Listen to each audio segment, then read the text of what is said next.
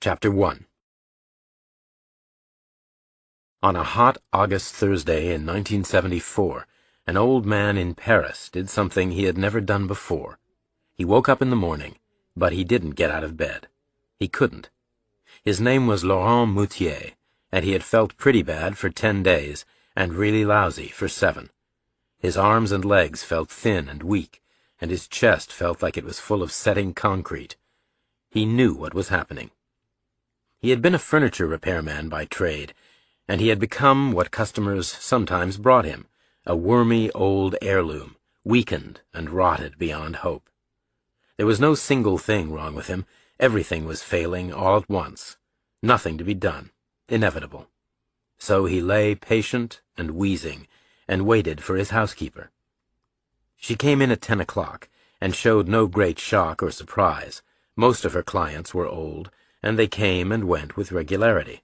She called the doctor, and at one point, clearly in answer to a question about his age, Moutier heard her say 90 in a resigned yet satisfied way, a way that spoke volumes, as if it was a whole paragraph in one word.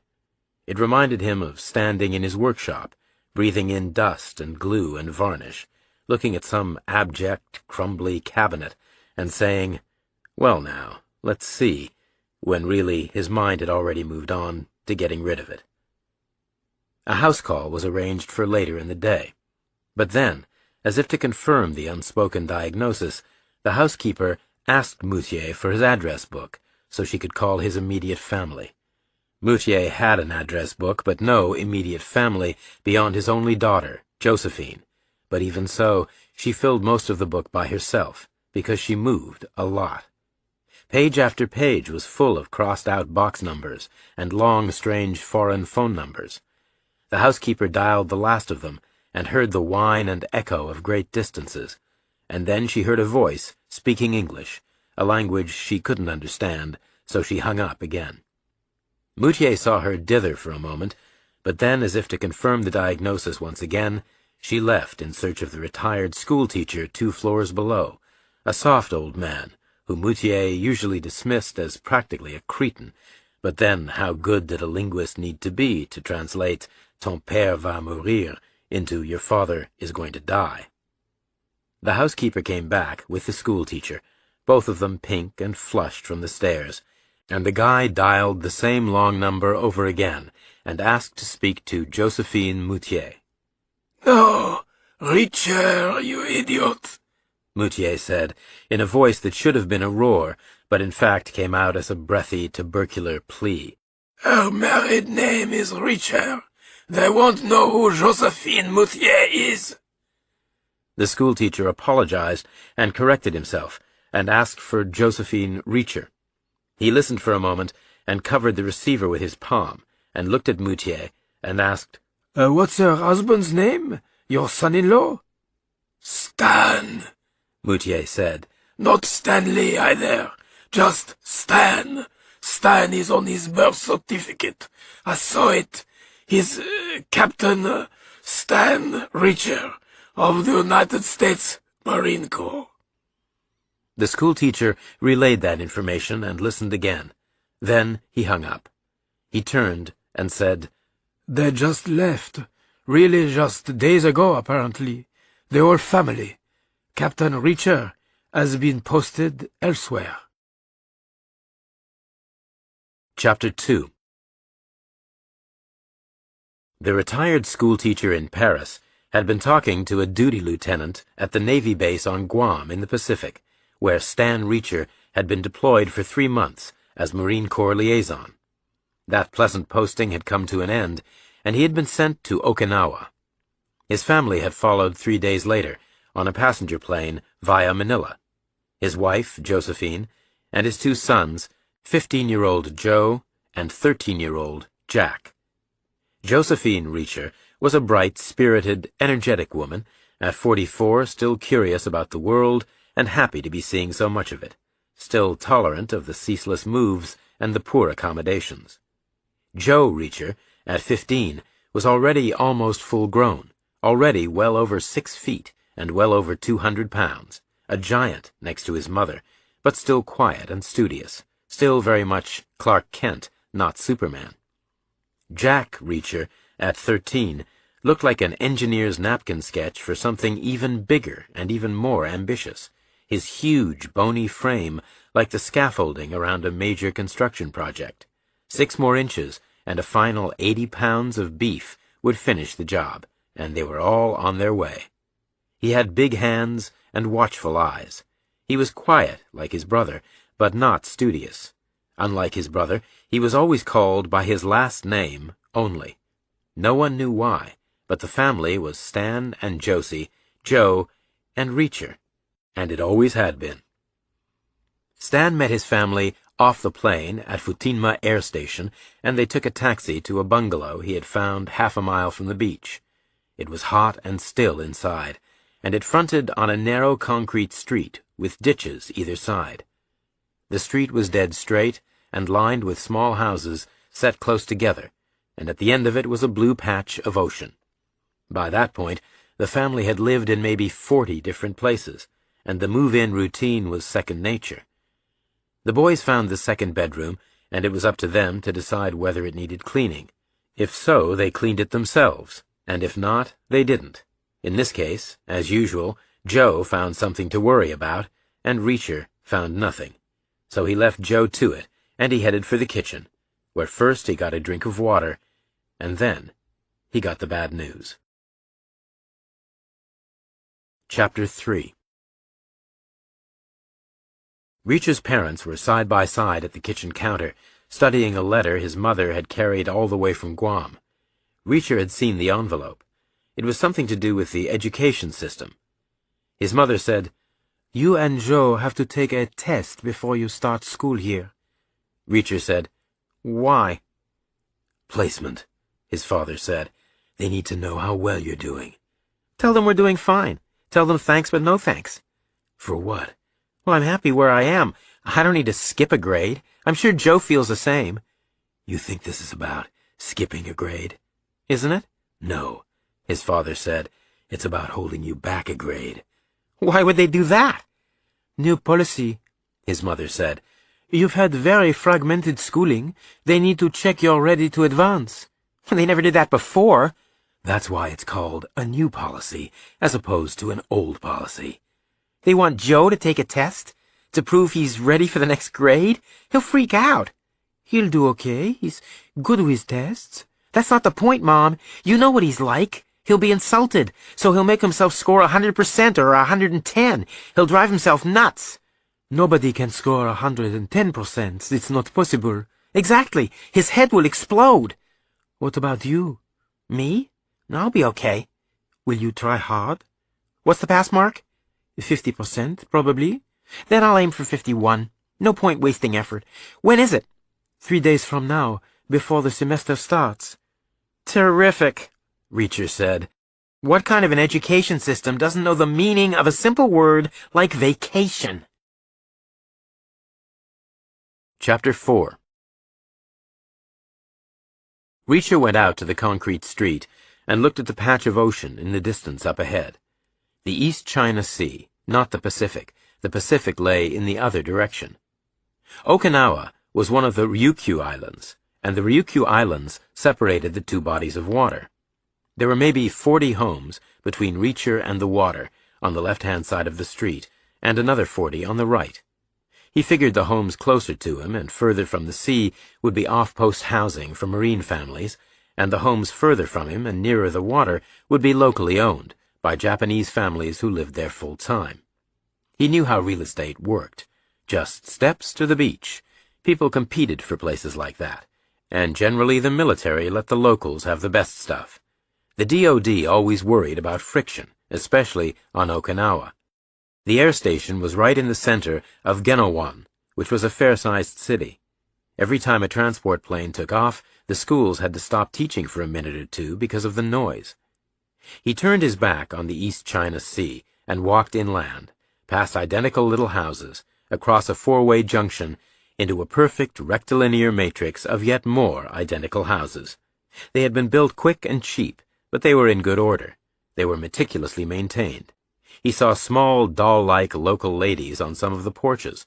He nodded to them politely, but they all looked away. He saw no local Japanese kids. Maybe they were in school already. Maybe their semester had already started. He turned back, and 100 yards later found Joe out on the streets, looking for him. Joe said, "Did they tell you about the test?" Reacher nodded. "No big deal. We have to pass." "Obviously we'll pass." "No, I mean we have to really pass this thing. We have to crush it. We have to knock it out of the park." "Why?" "They're trying to humiliate us, Reacher." "Us? They don't even know us. People like us, thousands of us. We have to humiliate them back. We have to make them embarrassed they even thought of this idea. We have to piss all over their stupid test." "Well, I'm sure we will. How hard can it be?" Joe said, "It's a new policy, so it might be a new kind of test. There might be all kinds of new things in it." "Like what?" "I have no idea. There could be anything." "Well, I'll do my best with it. How's your general knowledge?" I know that Mickey Mantle hit 303 10 years ago, and 285 15 years ago, and 300 20 years ago, which averages out to 296, which is remarkably close to his overall career average of 298, which has to mean something." "They're not going to ask about Mickey Mantle." "Who then?" Joe said, "We need to know, and we have a right to know. We need to go up to that school and ask what's in this thing." Reacher said, "You can't do that with tests. That's kind of opposite to the point of tests, don't you think? We're at least entitled to know what part or parts of which curriculum is being tested here. It'll be reading and writing, adding and subtracting, maybe some dividing if we're lucky. You know the drill. Don't worry about it. It's an insult." Reacher said nothing. Chapter 5. The Reacher brothers walked back together across the four-way junction and into the long concrete street. Their new place was ahead and on the left. In the distance, the sliver of sea glowed pale blue in the sun. There was a hint of white sand, maybe palm trees. Between their place and the sea, there were kids out on the street. All boys. Americans, black and white, maybe 24 of them. Marine families, neighbors. They were clustered outside their own places at the cheap end of the street, 1,000 steps from the beach. Reacher said, "Let's go take a look at the East China Sea." Joe said, "I've seen it before. So have you." "Hey, we could be freezing our butts off in Korea all winter. We were just on Guam. How much beach does a person need? As much as a person can get. We have a test in 3 days. Exactly, so we don't have to worry about it today." Joe sighed, and they walked on, past their own place, toward the sliver of blue. Ahead of them, the other kids saw them coming.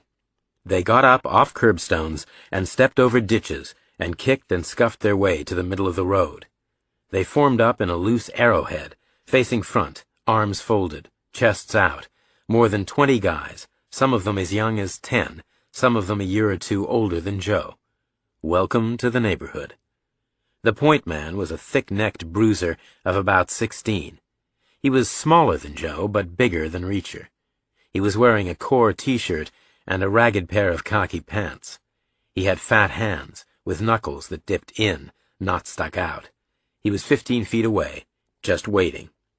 Joe said quietly, "There are too many of them." Reacher said nothing. Joe said, "Don't start anything. I mean it.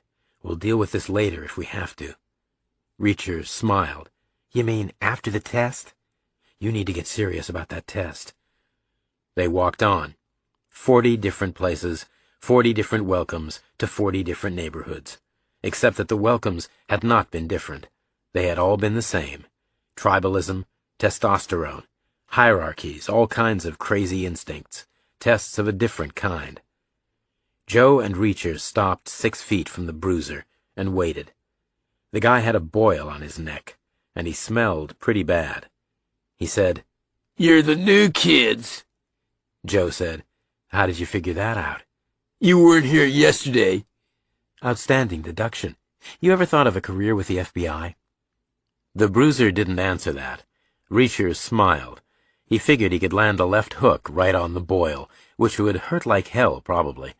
The bruiser said, "You going to the beach?" Joe said, "Is there a beach?" "You know there's a beach." "And you know where we're going." "This is a toll road." Joe said, "What?" You heard. You have to pay the toll. What's the toll? I haven't decided yet, the bruiser said. When I see what you've got, I'll know what to take. Joe didn't answer. The guy said, Understand? Joe said, Not even a little bit. That's because you're a retard. You two are the retard kids. We heard all about you. They're making you take the retard test because you're retards. Reacher said, Joe, now that's an insult. The big guy said, So, the little retard talks, does he? Joe said, You seen that new statue in the square in Luzon? What about it? The last kid who picked a fight with my brother is buried in the pedestal. The guy looked at Reacher and said, That doesn't sound very nice. Are you a psycho retard? Reacher said, What's that? Oh, it's like a psychopath. Oh, you mean do I think I'm right to do what I do and feel no remorse afterward? I guess. Reacher said, Then yes, I'm pretty much a psychopath. Silence, except for a distant motorbike. Then 2 motorbikes. Then 3. Distant but approaching. The big kid's gaze jumped to the 4-way junction at the top of the street. Behind him, the arrowhead formation broke up. Kids wandered back to the curbs and their front yards. A bike slowed and turned into the street and puttered slowly along. On it was a Marine in BDUs. No helmet. An NCO back from the base, his watch finished. He was followed by 2 more, one of them on a big Harley. Disciplinarian dads coming home. The big kid with the boil said, We'll finish this another time. Joe said, Be careful what you wish for. Reacher said nothing. Chapter 6. Stan Reacher was a quiet man by nature, and he was quieter than ever at breakfast on the 4th morning of his new command, which was turning out to be a tough gig. Back in the States, the presidency had changed hands a little prematurely, and the Joint Chiefs had scrambled to present the new guy with a full range of options for his review. Standard practice. The start of every new administration was the same. There were plans for every imaginable theoretical contingency, and they had all been dusted off.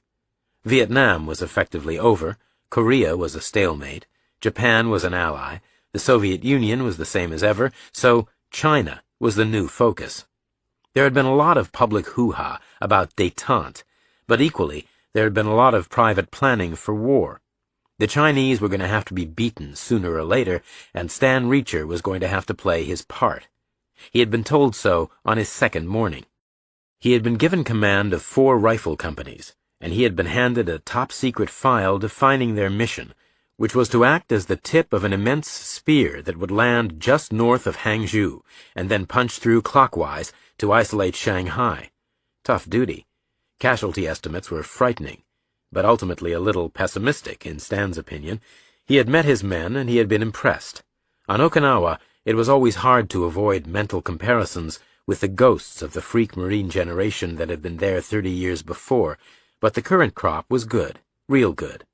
They all shared Stan's personal allegiance to the famous old saying, War is not about dying for your country. It's about making the other guy die for his.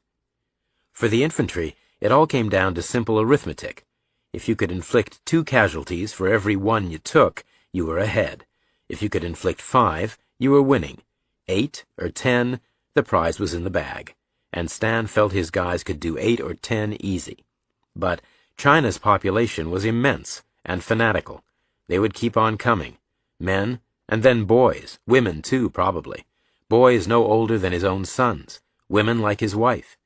He watched them eat, and imagined husbands and fathers 1,000 miles away doing the same thing. A communist army would draft a kid Joe's age without a second thought, Reacher's age even, especially a big kid like that. And then the women, and then the girls. Not that Stan was either sentimental or conflicted. He would put a round through anyone's head and sleep like a baby. But these were strange times. That was for damn sure. Having kids made you think about the future. But being a combat Marine made the future a theory, not a fact. He had no real plans for his sons. He wasn't that kind of a father. But he assumed they would stay military. What else did they know? In which case, Joe's brains would keep him safe. Not that there weren't plenty of smart guys on the front lines, but Joe wasn't a fighter. He was like a rifle built without a firing pin. He was all there physically, but there was no trigger in his head.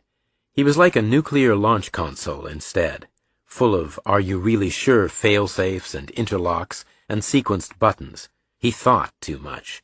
He did it quickly for sure, but any kind of delay or hesitation was fatal at the start of a fight, even a split second. So privately, Stan figured Joe would end up in intelligence, and he figured he would do a pretty good job there. His second son was a whole different can of worms. The kid was going to be huge. He was going to be 1/8 of a ton of muscle, which was a frightening prospect. The kid had come home bruised and bloodied plenty of times, but as far as Stan knew, he hadn't actually lost a fight since he was about 5 years old. Maybe he had never lost a fight. He had no trigger either, but not in the same way as his big brother. Joe was permanently set to safe, and Reacher was permanently jammed wide open on full auto. When he was grown, he was going to be unstoppable, a force of nature, a nightmare for somebody. Not that he ever started anything. His mother had trained him early and well. Josie was smart about things like that. She had seen the danger coming, so she had taught him never, ever, ever to start trouble, but that it was perfectly okay to react if someone else started it first, which was a sight to see. The smart money brings a gun to a knife fight. Reacher brought a hydrogen bomb. But the kid could think, too. He wasn't academic like Joe, but he was practical. His IQ was probably about the same, but it was a get-the-job-done type of street-smart IQ, not any kind of for-the-sake-of-it cerebral indulgence. Reacher liked facts, for sure, and information, too, but not theory. He was a real-world character. Stan had no idea what the future held for the guy. No idea at all, except he was going to be too big to fit inside a tank or an airplane cockpit, so it was going to have to be something else. But anyway, the future was still far off for both of them. They were still kids. They were still just his fair-haired boys. Stan knew that, right then, Joe's horizons stretched no further than the start of the new semester, and Reacher's stretched no further than a 4th cup of coffee for breakfast, which the kid got up and poured right on cue. And also right on cue, Joe said, "I'm going to walk up to the school today and ask them about this test." "Negative on that," Stan said. "Why not?" "2 reasons. First, never let them see you sweat. Second, I put in a requisition form yesterday, and I'm expecting a delivery today." "Of what?" "A telephone." "Mom will be here." "I won't," Josie said. "I have errands to run." "All day?" "Probably. I have to find a store cheap enough to feed you the 8 pounds of protein you seem to need at every meal. Then I have to go have lunch with the other mothers at the officers' club, which will probably tie me up all afternoon, if Okinawa is still the same as it was last time we were here, which it probably is." "Reacher can wait home for the telephone," Joe said. "He doesn't need a babysitter." "That's beside the point," Stan said. "Go swimming, go play ball, go chase girls, but don't go ask about the test. Just do your best when it rolls around." Chapter 7. At that moment, it was very late the previous evening in Paris, and the retired schoolteacher was back on the phone with the Navy station on Guam. Laurent Moutier's housekeeper had whispered to him that they really ought to try to get hold of the old man's daughter, but the schoolteacher was getting nowhere. The duty lieutenant on Guam had no personal insight into the Pentagon's plans for China, but Stan Reacher's new posting was classified as secret, so no foreign citizen was going to hear a thing about it. Not from the Navy. No sir, no way, no how. Moutier heard the audible half of the back and forth from his bed. He could understand English a little, enough to get by, and just enough to hear things between the lines. He knew exactly how the military worked. Like practically every other 20th century male in Europe, he had been in the service.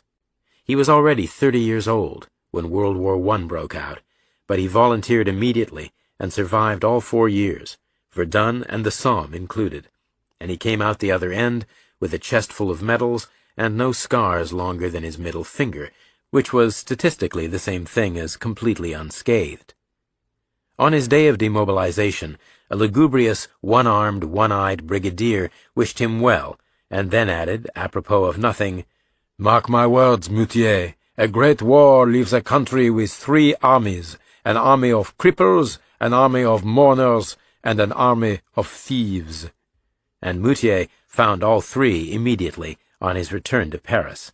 There were mourners everywhere, mothers, wives, fiancées, sisters, old men. Someone said that if you gave every dead soldier a 1-page obituary, just one lousy page to list all his hopes and dreams, then the resulting pile of paper would still stand taller than the Eiffel Tower itself. Thieves were everywhere, some solo, some in mobs or gangs, some with a political tint, and Moutier saw cripples all day long, some in the natural course of events, but many more at work, because his furniture repair operation had been commandeered by the government and told to make wooden legs for the next 10 years, which Moutier did, out of parts of tables bought up cheap from bankrupt restaurants. It was entirely possible there were veterans in Paris stumping around on the same furniture they had once dined off. The 10-year government contract expired a week before the Wall Street crash, and the next 10 years were hard, except that he met the woman who quickly became his wife, a beauty foolish enough to take on a battered 45-year-old wreck like him. And a year later, they had their only child, a mop-haired girl they called Josephine, who had grown up and married a Marine from New Hampshire in America, and who was currently completely uncontactable, despite the vast array of technological innovations Moutier had witnessed in his lifetime, many of them invented by the Americans themselves. Chapter 8. Stan Reacher pulled his field cap low and walked away to work. A minute later, Josie headed out shopping, with a big bag and a thin purse. Reacher sat on the curb, waiting for the kid with the boil to come out to play. Joe stayed inside, but not for long. 30 minutes later, he came out with combed hair and a jacket. He said, "I'm going to take a walk." "To the school?" Reacher asked. "Least said, soonest mended." "They're not humiliating you. You're humiliating yourself. How does scoring 100% make you feel good when you already asked what the questions were?" "It's a matter of principle." "Not my principle," Reacher said. "My principle is they set these things so average people can pass them, which gives me enough of a chance that I don't feel I have to get my panties in a wad beforehand." "You want people to think you're average?" "I don't care what people think." "You know you have to wait here for the delivery, right?" "Yeah, I'll be here," Reacher said, "unless the fat, smelly kid comes out with so many friends I end up in the hospital." "Nobody's coming out with anybody. They all went to a ball game. This morning, in a bus. I saw them. They'll be gone all day." Chapter 9. The telephone delivery arrived while Reacher was eating lunch. He had made himself a cheese sandwich and a pot of coffee, and was halfway through both when the delivery guy knocked on the door. The guy unpacked the box himself and handed Reacher the phone. He said he had to keep the box. Apparently there was a shortage of boxes on the island. The phone was a weird instrument. It was like no phone Reacher had seen before. He put it on the countertop next to the remains of his sandwich and looked at it from all angles. It was definitely foreign and probably about 30 years old, from some beaten nation's wartime warehouses then. Mountains of stuff had been inherited. 100,000 typewriters here, 100,000 binoculars there. 100,000 telephones, rewired and reissued. At the right time, too. Turning tents and Quonset huts all over the world into permanent brick and stone buildings must have put a lot of pressure on a lot of people. Why wait for Bell Labs or GE when you can just back up a truck to a warehouse in Frankfurt? Reacher found the jack on the kitchen wall and plugged in the phone and checked for a dial tone. It was there, so he left the phone on the countertop and headed out to the beach. Chapter 10. It was a great beach, better than most Reacher had seen. He took off his shirt and his shoes and took a long swim in warm blue water, and then he closed his eyes and lay in the sun until he was dry again. He opened his eyes and saw nothing but whiteout and glare from the sky. Then he blinked and turned his head and saw he was not alone. 15 feet away, a girl was lying on a towel. She was in a one-piece bathing suit. She was maybe 13 or 14. Not all grown up, but not a kid either. She had beads of water on her skin, and her hair was slick and heavy. Reacher stood up, all crusted with sand. He had no towel. He used his shirt to brush himself off, and then he shook it out and put it on. The girl turned her head and asked, "Where do you live?" Reacher pointed. "Up the street," he said. "Would you let me walk back with you?" "Sure. Why?" "In case those boys are there." "They're not. They're gone all day. They may come back early." "Did they give you that toll road crap?" She nodded. "I wouldn't pay." "What did they want?" "I don't want to tell you." Reacher said nothing. The girl asked, "What's your name?" Reacher said, "Reacher." "Mine's Helen." "I'm pleased to meet you, Helen." "How long have you been here?" "Since yesterday," Reacher said. "You?" "A week or so." "Are you staying long?" "Looks like it. You?" "I'm not sure," Reacher said. The girl stood up and shook out her towel. She was a slender thing, small but long-legged. She had nail polish on her toes. They walked off the sand together and into the long concrete street. It was deserted up ahead. Reacher asked, "Where's your house?" Helen said, "On the left, near the top. Mine's on the right. We're practically neighbors." Reacher walked her all the way, but her mom was home by then, so he wasn't asked in. Helen smiled sweetly and said thanks, and Reacher crossed the street to his own place, where he found hot, still air and nobody home. So he just sat on the stoop and whiled away the time. 2 hours later, the 3 Marine NCOs came home on their motorbikes, followed by 2 more, then 2 more in cars. 30 minutes after that, a regular American school bus rolled in from the ball game, and a crowd of neighborhood kids spilled out and went inside their homes with nothing more than hard stares in Reacher's direction. Reacher stared back just as hard, but he didn't move, partly because he hadn't seen his target, which was strange. He looked all around, once, twice, and by the time the diesel smoke cleared, he was certain the fat, smelly kid with the boil had not been on the bus. Chapter 11. Eventually Joe came home, silent and preoccupied and uncommunicative. He didn't say where he had been. He didn't say anything.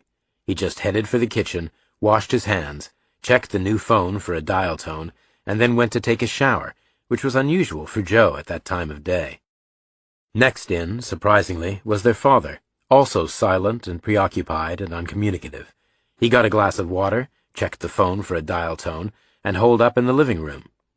Last in was their mother, struggling under the weight of packages and a bouquet of flowers the Women's Welcoming Committee had produced at lunch. Reacher took the packages from her and carried them to the kitchen. She saw the new phone on the countertop and brightened a little. She never felt good until she had checked in with her dad and made sure he had her latest contact information.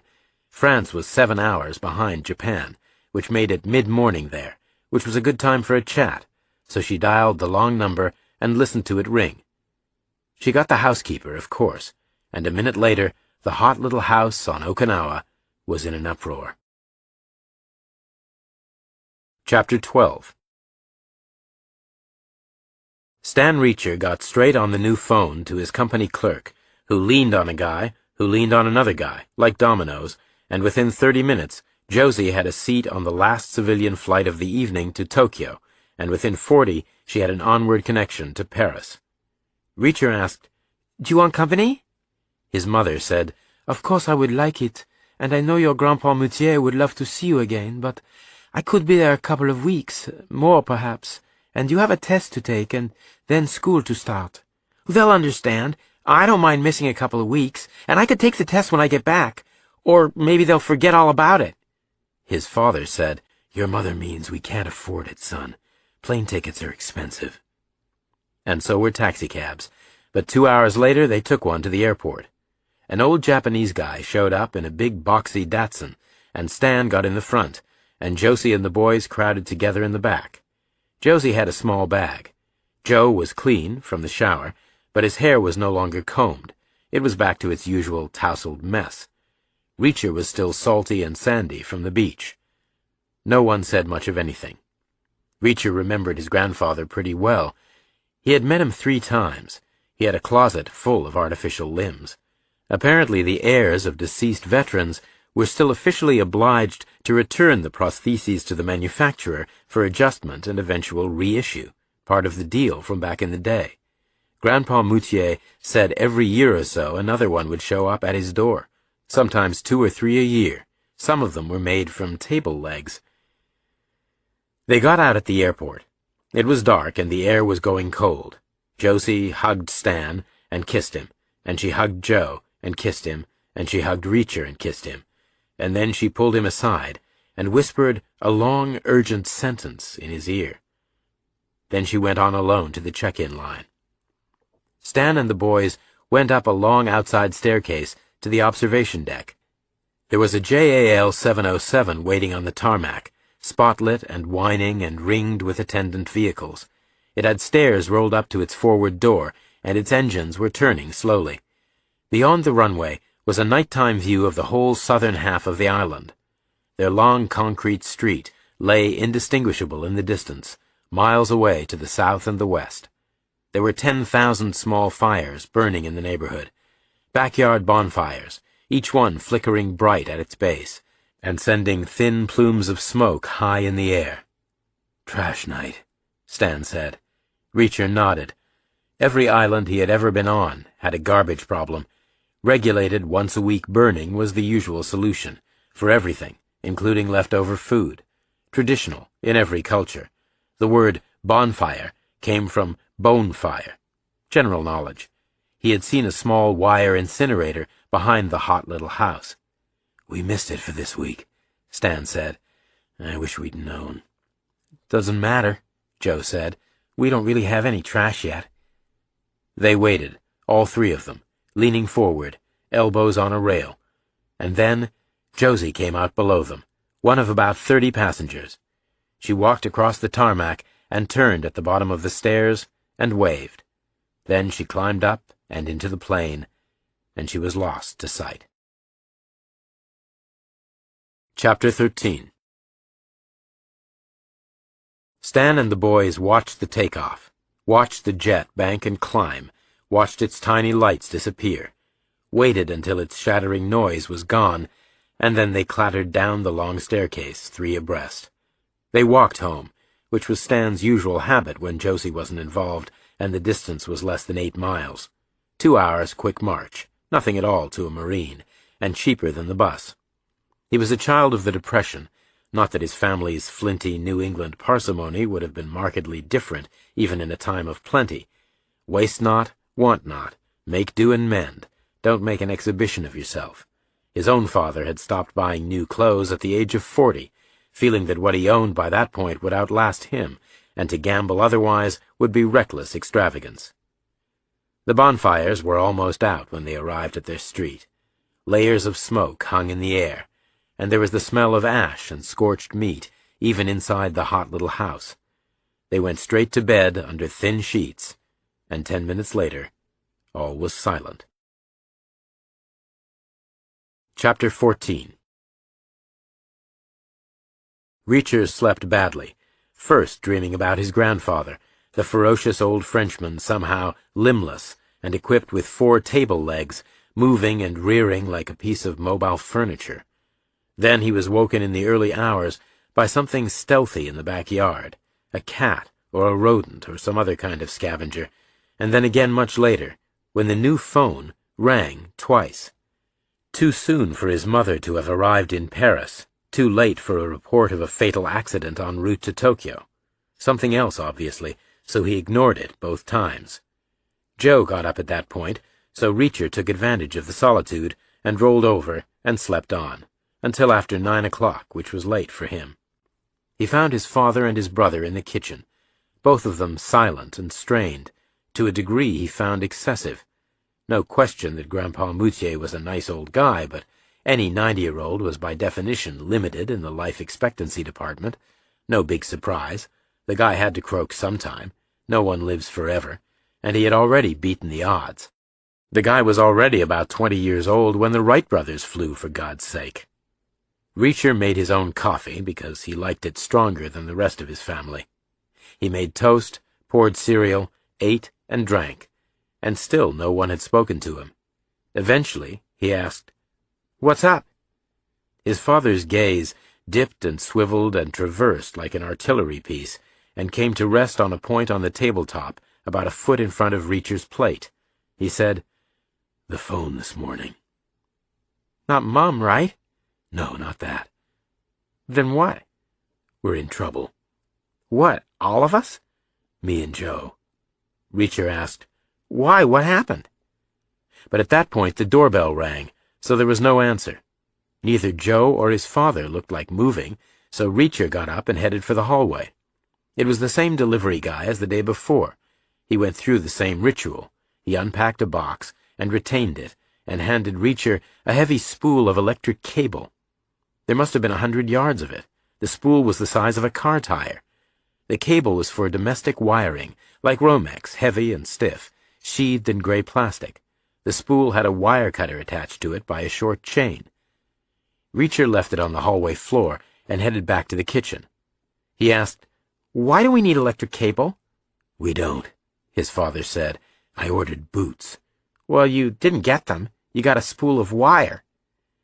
His father blew out a sigh of frustration. "Then someone made a mistake, didn't they?" Joe said nothing, which was very unusual. Normally, in that kind of a situation, he would immediately launch a series of speculative analyses, asking about the nature and format of the order codes, pointing out that numbers can be easily transposed, thinking out loud about how QWERTY keyboards put alphabetically remote letters side by side, and therefore how clumsy typists are always a quarter-inch away from an inadvertent jump from, say, footwear to hardware. He had that kind of a brain. Everything needed an explanation. But he said nothing. He just sat there, completely mute. "What's up?" Reacher said again, in the silence. "Nothing for you to worry about," his father said. "It will be unless you two lighten up, which I guess you're not going to do any time soon, judging by the look of you." "I lost a code book," his father said. "A code book for what?" "For an operation I might have to lead." "China?" "How did you know that?" "Where else is left?" "It's theoretical right now," his father said. "Just an option. But there are plans, of course, and it will be very embarrassing if they leak. We're supposed to be getting along with China now." "Is there enough in the code book to make sense to anyone?" "Easily. Real names, plus code equivalents for 2 separate cities, plus squads and divisions. A smart analyst could piece together where we're going, what we're going to do, and how many of us are coming." "How big of a book is it?" "It's a regular 3-ring binder." "Well, who had it last?" Reacher asked. "Some planner," his father said, "but it's my responsibility." "When did you know it was lost?" "Last night. The call this morning was a negative result for the search I ordered." "Not good," Reacher said. "But why is Joe involved?" "He isn't. That's a separate issue. That was the other call this morning. Another 3-ring binder, unbelievably.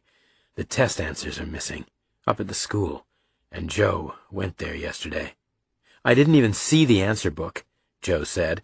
"I certainly didn't take it away with me." Reacher asked, "So what exactly did you do up there?" "Nothing in the end.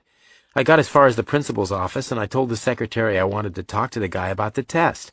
Then I thought better of it and left." "Where was the answer book?" "On the principal's desk, apparently, but I never got that far." "Well, you were gone a long time." "I took a walk." "Around the school?" "Partly, and other places." "Were you in the building across the lunch hour?" Joe nodded.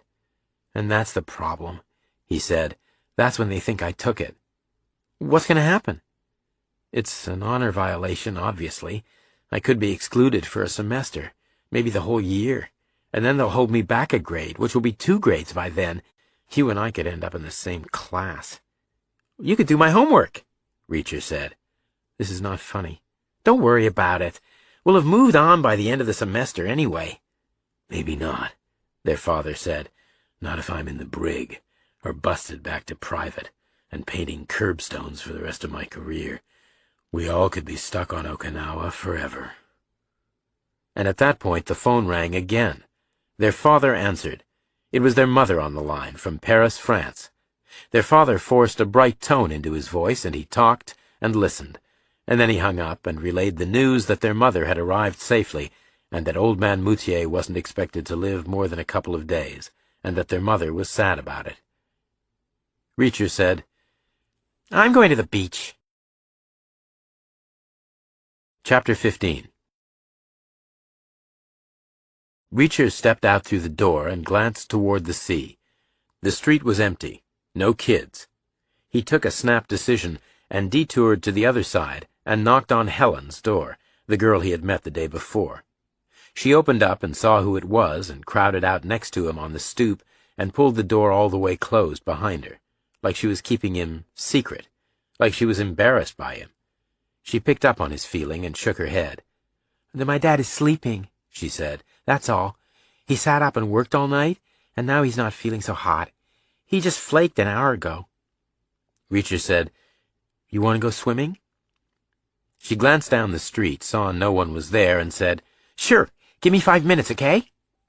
She crept back inside, and Reacher turned and watched the street, half hoping that the kid with the boil would come out, and half hoping he wouldn't. He didn't.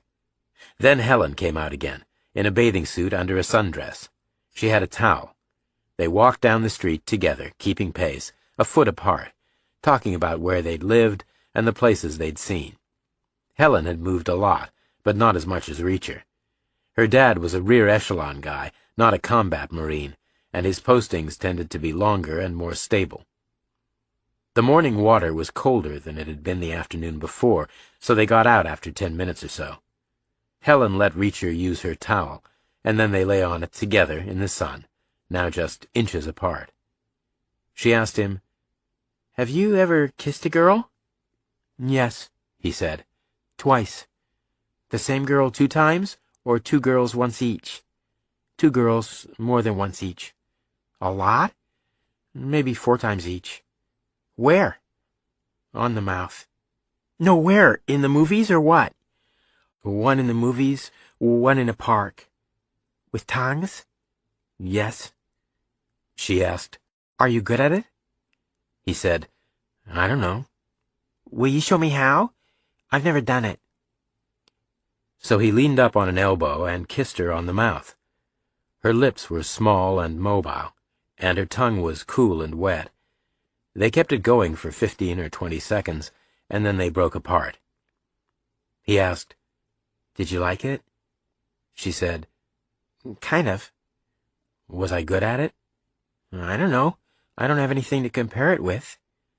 Well, you were better than the other 2 I kissed, he said. Thank you, she said. But he didn't know what she was thanking him for, the compliment or the trial run. He wasn't sure. Chapter 16. Reacher and Helen walked back together, and they almost made it home. They got within 20 yards of their destination, and then the kid with the boil stepped out of his yard and took up a position in the middle of the road. He was wearing the same core t-shirt and the same pair of ragged pants, and he was alone for the time being. Reacher felt Helen go quiet beside him. She stopped walking, and Reacher stopped a pace ahead of her. The big kid was 6 feet away. The 3 of them were like the corners of a thin, sloping triangle. Reacher said, Stay there, Helen. I know you could kick this guy's ass all by yourself, but there's no reason why both of us should be exposed to the smell. The big kid just smiled. He said, You've been to the beach. Reacher said, And we thought Einstein was smart. How many times have you been? You can't count that high. Are you trying to make me mad? Reacher was, of course. For his age, he had always been a freakishly big kid, right from birth. His mother claimed he had been the biggest baby anyone had ever seen, although she had a well-known taste for the dramatic, so Reacher tended to discount that information. But even so, big or not, he had always fought 2 or 3 classes up, sometimes more, with the result that one-on-one, 99% of the time, he had been the small kid. So he had learned to fight like a small kid. All things being equal, size usually wins, but not always. Otherwise, the heavyweight championship of the world would be decided on the scales, not in the ring. Sometimes, if the small guy is faster and smarter, he can get a result. And one way of being smarter is to make the other guy dumber, which you can do by inducing a rage. An opponent's red mist is the smaller guy's best friend. So yes, Reacher was trying to make the smelly kid mad. But the smelly kid wasn't falling for it. He was just standing there taking it, tense but controlled. His feet were well placed, and his shoulders were bunched. His fists were ready to come up. Reacher took 1 pace forward, into the miasma of halitosis and body odor. Rule 1 with a guy like that, don't let him bite you. You could get an infection. Rule 2, watch his eyes. If they stayed up, he was going to swing. If they dropped down, he was going to kick. The guy's eyes stayed up. He said, "There's a girl here. You're gonna get your butt kicked in front of a girl. You won't be able to show your face. You'll be the neighborhood retard pussy. Maybe I'll charge the toll every time you come out of your house. Maybe I'll expand the zone all over the island, or maybe I'll charge a double toll from you and your retard brother." Rule 3 with a guy like that, upset the choreography. Don't wait, don't back off, don't be the challenger, don't be the underdog, don't think defensively. In other words, Rule 4, hit him first. And not with a predictable little left jab either, because Rule 5, there are no rules on the back streets of Okinawa. Reacher snapped a vicious straight right into the guy's face and caught him square on the cheek. That got his attention. The guy rocked back and shook his head, and popped a straight right of his own, which Reacher had expected and was ready for. He leaned left, and let the fat fist buzz past his ear, smarter and faster. Then the guy was all tangled up in the follow-through, and could do nothing but step back and crouch and start over, which he got well into doing, until he heard the sound of a motorbike, which was like the bell at the end of a round to him, like Pavlov's dog. He hesitated for a fatal split second. Reacher hesitated too, but for a shorter time, purely because of geometry. He was facing up the street, toward the four-way junction. His eyes flicked up, and he saw a bike heading north to south, keeping straight on the main road, passing by, not turning in. He processed that information and deleted it even before the bike was gone, just as soon as its speed and position had made a turn impossible, whereupon his gaze came straight back to his opponent, who was at a geometric disadvantage. He was facing down the street, toward the sea. He had nothing to go on but sound, and the sound was loud and diffuse, not specific, no spatial cues, just an echoing roar. So, like every other animal on Earth with better sight than hearing, the guy yielded to a basic instinct. He started to turn his head to look behind him, irresistible. Then, a split second later, the auditory input went unambiguous when the roar got trapped behind buildings and the guy came to his conclusion and stopped his move and started to turn his head back again. But by then, it was far too late. By then, Reacher's left hook was halfway through its travel. It was scything in, hard and fast, every sinew and ropey muscle in his greyhound's frame unspooling in perfect coordination, with just one aim in sight, to land that big left fist on the guy's neck. Total success. The blow landed right on the boil, crushing it, crushing flesh, compressing bone, and the guy went down like he had run full speed into a clothesline. His legs came out from under him, and he thumped more or less horizontally on the concrete, just sprawling, tangled and stunned like a pratfall stunt in a silent movie. Next obvious move was for Reacher to start kicking him in the head, but he had an audience with feminine sensibilities, so he resisted the temptation. The big guy got his face off the floor, and he looked nowhere in particular and said, "Ugh, That was a sucker punch. Reacher nodded. But you know what they say. Only suckers get sucker punched. Oh, we're gonna finish this. Reacher looked down. Looks kind of finished already. Dream on, you little punk. Take an 8 count, Reacher said. I'll be back. Chapter 17. Reacher hustled Helen up to her house, and then he jogged across the street to his own. He went in the door and ran through to the kitchen and found his father in there, alone. Where's Joe? Reacher asked. Taking a long walk, his father said. Reacher stepped out into the backyard.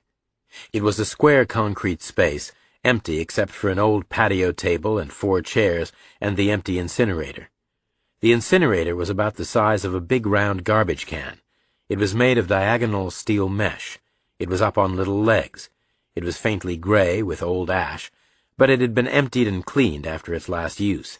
In fact, the whole yard had been swept. Marine families, always meticulous.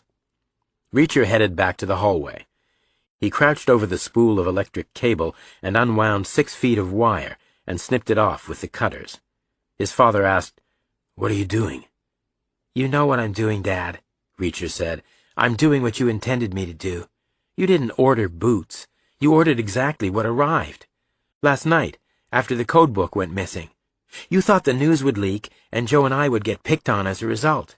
You couldn't bring us knives or knuckle dusters, so you thought of the next best thing.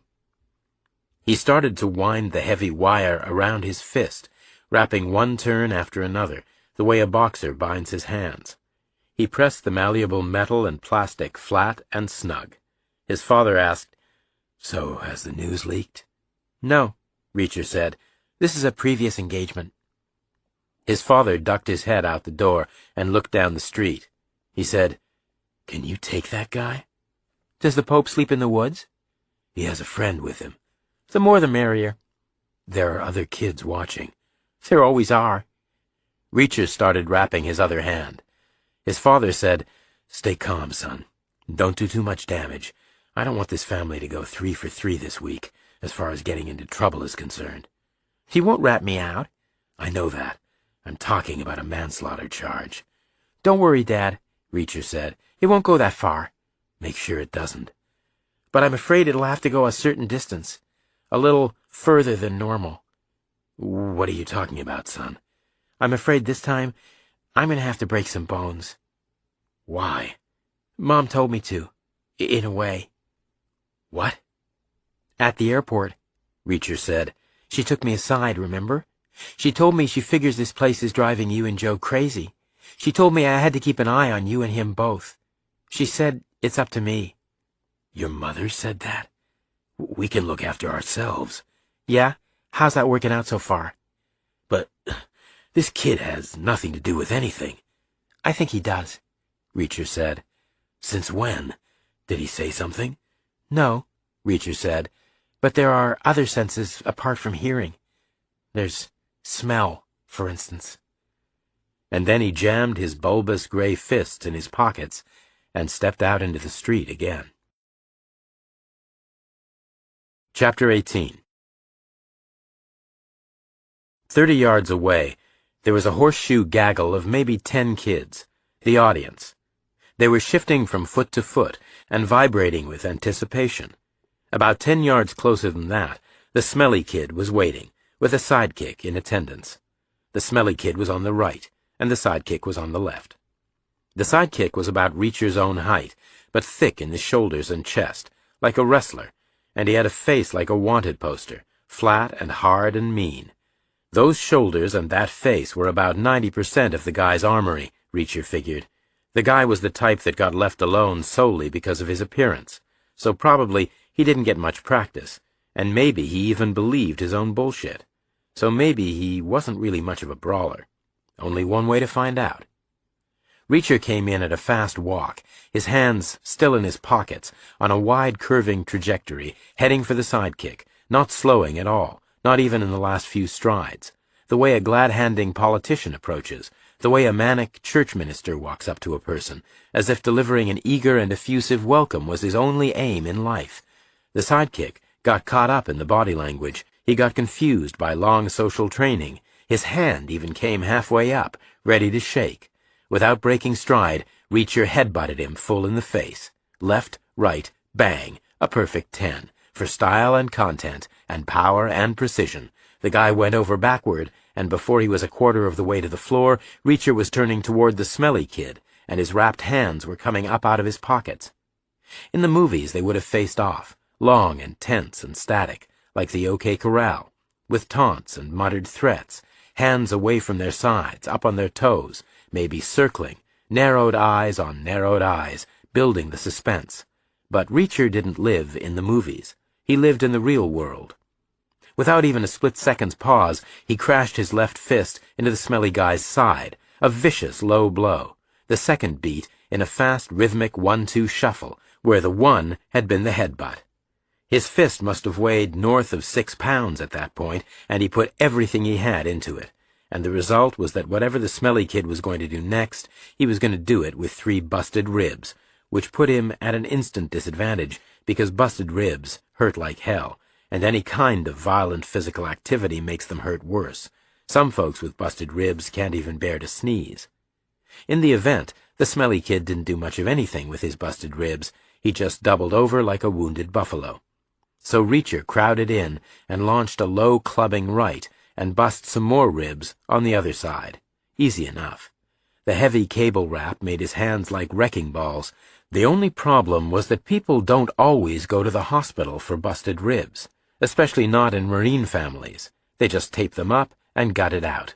And Reacher needed the guy in a hospital cot, with his whole concerned family all around him, at least for one evening.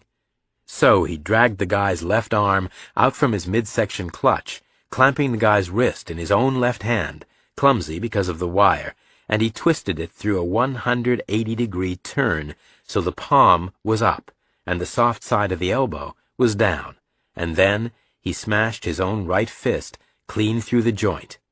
And the guy howled and screamed and fell to his knees, and Reacher put him out of his misery with an uppercut under the jaw. Game over. Reacher looked left to right around the silent semicircle of spectators and said, "Next?" No one moved. Reacher said, "Anyone?" No one moved. "Okay," Reacher said. "Let's all get it straight. From now on, it is what it is." And then he turned and walked back to his house. Chapter 19. Reacher's father was waiting in the hallway, a little pale around the eyes. Reacher started unwrapping his hands, and he asked, "Who are you working with on this codebook thing?" His father said, "An intelligence guy and 2 MPs. "Would you call them and ask them to come over?" "Why?" "All part of the plan, like Mom told me." "They should come here?" "Yes." "When?" "Right now would be good."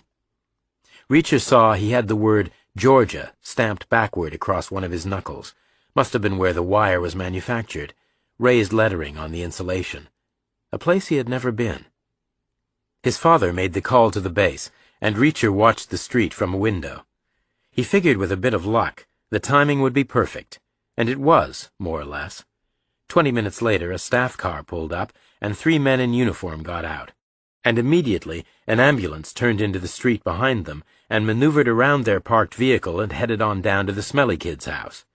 The medics loaded the kid on board, and his mother and what looked like a younger brother rode along as passengers. Reacher figured the kid's father would head straight for the hospital on his motorbike at the end of his watch, or earlier, depending on what the doctors said. The intelligence guy was a major, and the MPs were warrant officers. All 3 of them were in BDUs. All 3 of them were still standing in the hallway. All 3 of them had the same expression on their faces. Why are we here? Reacher said, "That kid they just took away? You need to go search his house, which is now empty, by the way. It's ready and waiting for you." The 3 guys looked at each other. Reacher watched their faces. Clearly none of them had any real desire to nail a good Marine like Stan Reacher. Clearly all of them wanted a happy ending. They were prepared to clutch at straws. They were prepared to go the extra mile, even if that involved taking their cues from some weird 13-year-old kid. One of the MPs asked, "What are we looking for?" "You'll know it when you see it," Reacher said. 11 inches long, 1 inch wide, gray in color. The three guys stepped out into the street, and Reacher and his father sat down to wait. Chapter 20. It was a reasonably short wait, as Reacher had privately predicted. The smelly kid had demonstrated a degree of animal cunning, but he was no kind of a criminal mastermind. That was for damn sure. The three men came back less than 10 minutes later with a metal object that had been burned in a fire. It was ashy gray as a result. It was a once bright alloy fillet, 11 inches long and 1 inch wide, slightly curved across its shorter dimension, with 3 round appendages spaced along its length. It was what is left when you burn a regular 3-ring binder. No stiff covers, no pages, no contents, just scorched metal. Reacher asked, "Where did you find it?"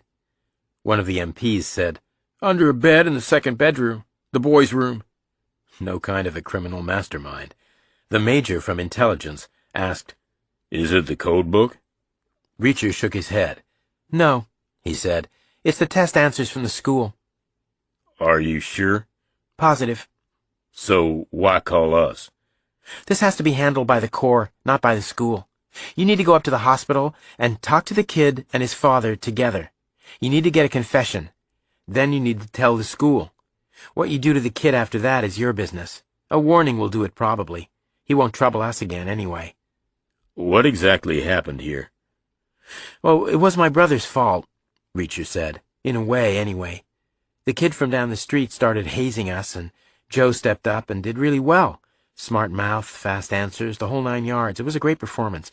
Plus, Joe is huge. Gentle as a lamb, but the kid didn't know that, obviously. So he decided to duck the physical route in terms of revenge. He decided to go another way.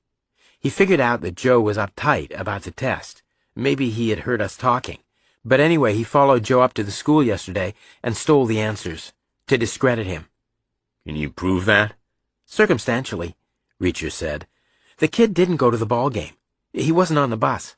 So he was in town all day. And Joe washed his hands and took a shower when he got back, which is unusual for Joe in the afternoon. He must have felt dirty. And my guess is he felt dirty because he had been smelling that kid's stink all day, from behind him and around corners." "Very circumstantial," the major said. "Ask the kid," Reacher said. "Lean on him in front of his dad." "Well, then what happened?" "Well, the kid made up a scenario where Joe memorized the answers and then burned the book, which would be plausible for a guy who wanted to cheat on a test. And it was trash night, which was convenient. The plan was the kid would burn the book in his own backyard and then sneak into ours during the night and dump the metal part in our incinerator among our ashes, so the evidence would be right there. But we had no ashes. We missed trash night. We had to be up at the airport instead, so the kid had to abort the plan. He just snuck away again. And I heard him. Early hours of the morning. I thought it was a cat or a rat." "Any trace evidence?" "You might find footprints out there," Reacher said. "The yard was swept at some point, but there's always dust, especially after trash night." The MPs went away and took a look at the yard, and then they came back with quizzical expressions on their faces, as if to say, the kid could be right. The intelligence major got a look on his own face, like, I can't believe I'm about to say this to a 13-year-old. And then he asked, "Do you know where the code book is, too?" "No," Reacher said. "Not for sure. But I could make a pretty good guess." "Where?" "Help my brother out with the school, and then we'll talk." Chapter 21. The three Marines came back 90 minutes later. One of the MPs said, "You bust that kid up pretty good, didn't you?" "He'll live," Reacher said. The other MP said, "He confessed. It went down like you figured. How did you know?" "Logic," Reacher said. "I knew Joe wouldn't have done it, so clearly someone else did. It was just a question of who, and how, and why." The intelligence major said, "We squared things away with the school. Your brother's in the clear." Then the guy smiled. He said, But there's one unfortunate consequence. Which is what? They don't have the answers anymore, so the test has been canceled. That's a shame. Every silver lining has a cloud. Did you see the questions? The Major nodded. Reading, writing, adding, subtracting. Nothing out of the ordinary. No general knowledge? Nope. No baseball? Not even a hint. No statistics? Percentages, maybe, in the math section. Odds and probabilities, that sort of thing. Which are important, Reacher said. as in, what are the odds of a Marine officer losing a code book? Low. What are the odds of a good Marine officer like my dad losing a code book? Lower still.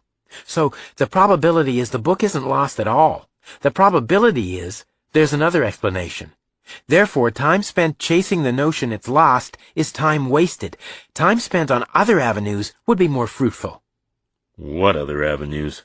When did President Ford take over from President Nixon? 10 days ago.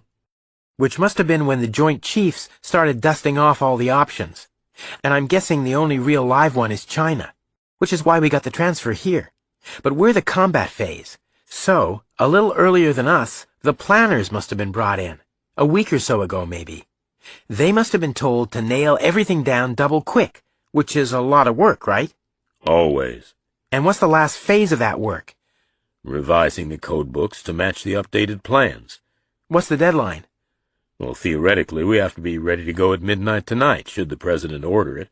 So maybe somewhere there's a guy who worked on the codes all through the night. A rear echelon guy who got here about a week ago. I'm sure there is, but we already checked all over the base. That's the first thing we did. Maybe he worked off post. Well, that would be unauthorized. But it happens. I know, but even if it did in this case, he would have been back on the base hours ago, and the book would have been back in the safe hours ago. Suppose he wore himself out and fell asleep. Suppose he hasn't gotten up yet. Suppose the code book is still on his kitchen table. Where? Across the street, Reacher said. Knock on the door and ask for Helen.